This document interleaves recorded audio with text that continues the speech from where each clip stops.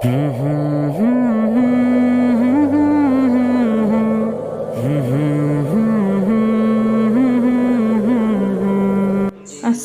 আলাইকুম এভরিওয়ান, কেমন আছেন সবাই? আশা করি সবাই আল্লাহর রহমতে ভালো আছেন। আমিও আমার পরিবার নিয়ে আল্লাহর রহমতে ভালো আছি। গাছে পানি দিতে চলে আসলাম ছাদে, তো সেগুলাই আপনাদের সাথে শেয়ার করতেছি। আর গাছগুলোর একটু পরিচর্যাও করে নিয়েছিলাম। আর সাথে কিছু কাঁচামরিচও নিয়ে যাব, বোম্বাই মরিচ নিয়ে যাব গাছ থেকে, তো সেগুলো আপনাদের সাথে শেয়ার করতেছি। প্রথমেই বলে নিচ্ছি, একটা লাইক দিয়ে ভিডিওটা কন্টিনিউ করবেন এবং অবশ্যই ভালো জিনিস দেখে বা ভালো জিনিসের কথা শুনেও মাশাআল্লাহটা বলতেই পারেন। আল্লাহ পাক তাতে আরও বৃদ্ধি করে দেবে ইনশাআল্লাহ। প্রথমেই বলে নিচ্ছি, সকলকে একটা লাইক দিয়ে ভিডিওটা কন্টিনিউ করবেন, অনুরোধ রইল। আর যারা নতুন আছেন, আমার ভিডিওটা আজকে প্রথম দেখতেছেন, তাদের উদ্দেশ্যে বলতেছি, আপনারা চাইলে চ্যানেলটা সাবস্ক্রাইব করে আমার পাশে থেকে যেতে পারেন। मायूस हो बैठा कहीं तन्हाई में जाकर मैं खुद को खाक कर बैठा। इलाही तेरा मुजरिम कि मैं तुझको भुला बैठा, मैं अपने आप में खोया, खुदा खुद को बना बैठा।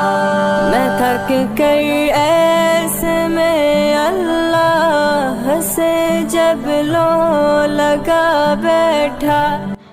গাছে পানি দেওয়া হয়ে গেল, অনেক কাপড় চোপড় ধুইছিলাম, অনেক কাপড় চোপড়, সেগুলো সব শুকা দিয়ে দিলাম। অনেক কাপড় চোপড়ই ধুইছিলাম, তো সেগুলোই আর কি দেখাই দিলাম।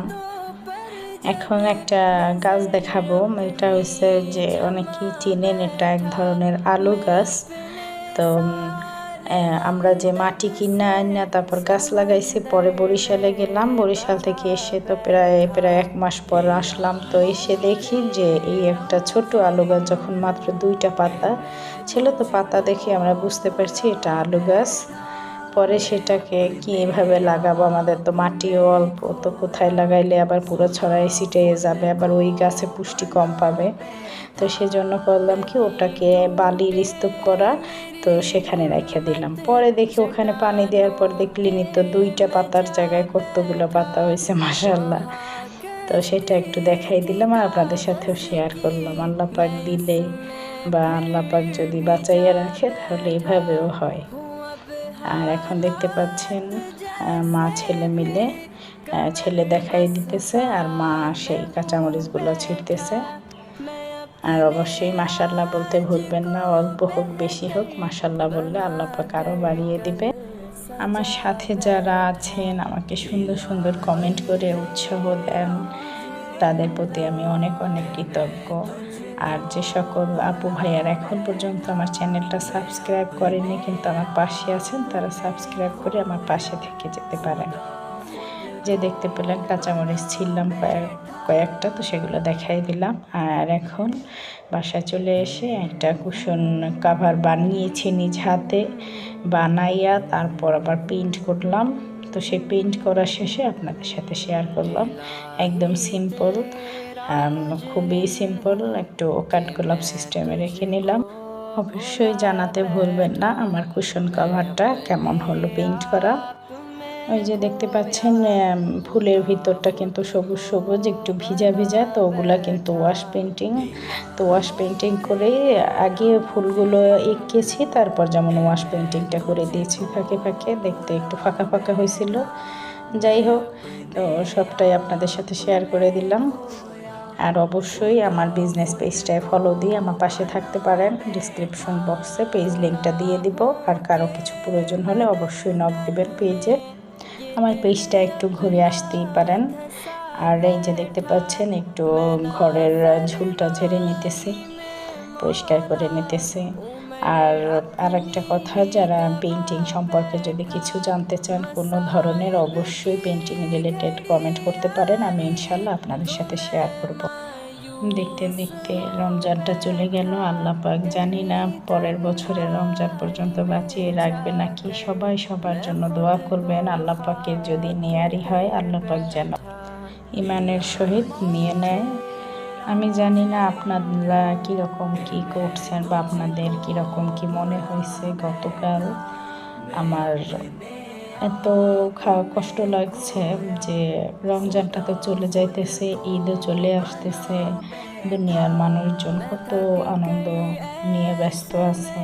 শপিং, ঈদ করবে, মানুষের সাথে মেলামেশা করবে, পরিবারের কাছে যাবে, থাকবে, কিন্তু দেখা যায় কবরবাসীদের আযাবটা শুরু হয়ে যাবে ঈদ থেকে। জানি না আল্লাহ পাক কাকে, কোন মৃত ব্যক্তিকে জান্নাতে নিছে বা জাহান্নামে রাখছে, কিন্তু এত কষ্ট লাগছে। আর মৃত ব্যক্তিদের জন্য অন্তর থেকে এত দোয়া আসছে। সারাটা দিন গতকাল আমি দোয়া করতেই রয়েছি সকল মৃত ব্যক্তিদের জন্য সারাটা দিনই। আর এমনকি আমি কি বলবো, আমার চোখ থেকেও পানি চলে আসছে। সবাই দোয়া করবেন যত মৃত ব্যক্তি আছে সকলের জন্য, যাতে আল্লাহ পাক জান্নাত নসিব করে দেয়। এই রমজানের ওসিলায়, আপনার আমার দোয়ার ওসিলায় যেন কেউ যদি জাহান্নামে থেকেও থাকে, তাদেরকেও যেন এই রমজানের ওসিলায় জান্নাতেই রাখে। এখন পর্যন্ত যারা আমার ভিডিওটার সাথে আছেন তাদের প্রতি আমি অনেক অনেক কৃতজ্ঞ। এবং একটা লাইক যারা এখন পর্যন্ত দেননি, তারা অবশ্যই একটা লাইক দিয়ে দেবেন।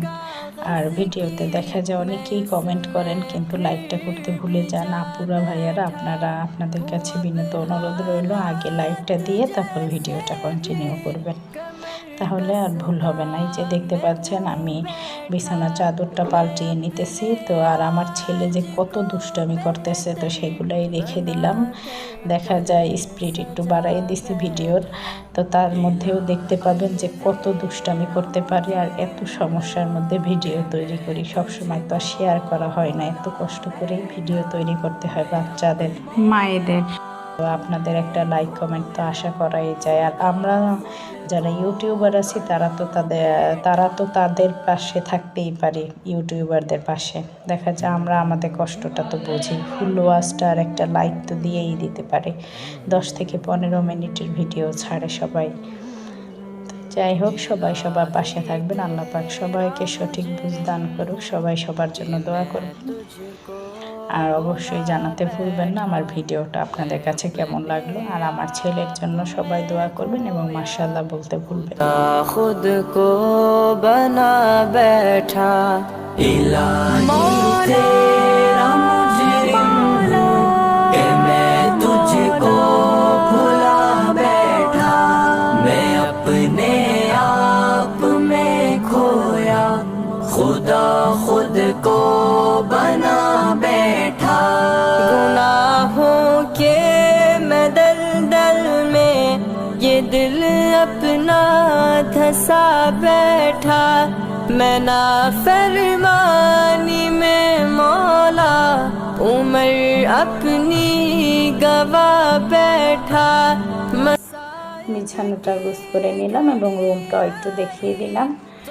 আর এখন চলে আসলাম ঘরে যে গাছগুলো আছে তার মধ্যে কিছু গাছে একটু পানি দিয়ে দিতেছি এবং গাছগুলো আর কি শেয়ার করে নিতেছি।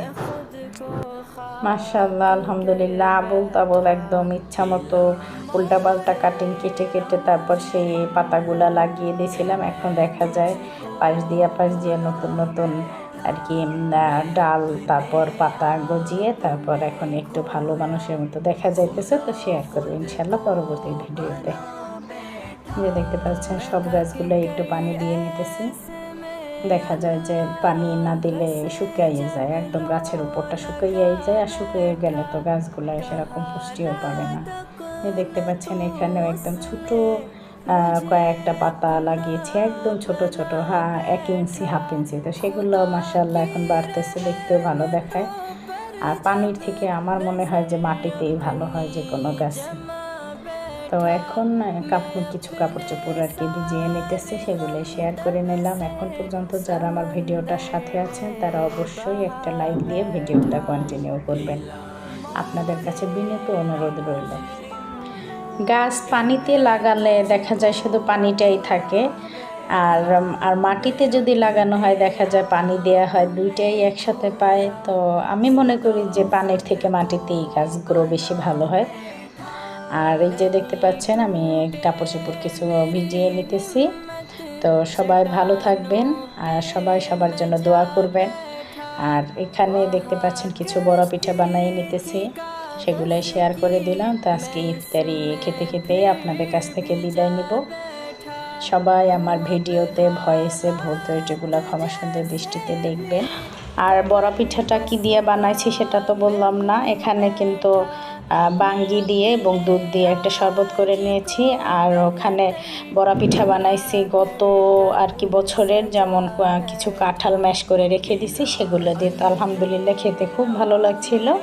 আর এখানে ডাল চচ্চড়ি করে নিয়েছিলাম পাটের শাক বোম্বাই মরিচ দিয়ে, আর এখানে চিংড়ি মাছ দিয়ে লাউ রান্না করতেছি। তা আজকে ভিডিওটা বড় হয়ে গেছে, ক্ষমা সুন্দর দৃষ্টিতে দেখবেন। এখন পর্যন্ত যারা লাইকটা দেননি তারা লাইকটা দিয়ে ভিডিওটা কন্টিনিউ করবেন। সবাই সবার জন্য দোয়া করবেন এবং সবাই সবাইকে ভালো রাখতে চেষ্টা করবেন। আজকে এতটুকুই। আল্লাহ হাফেজ। मैं अपने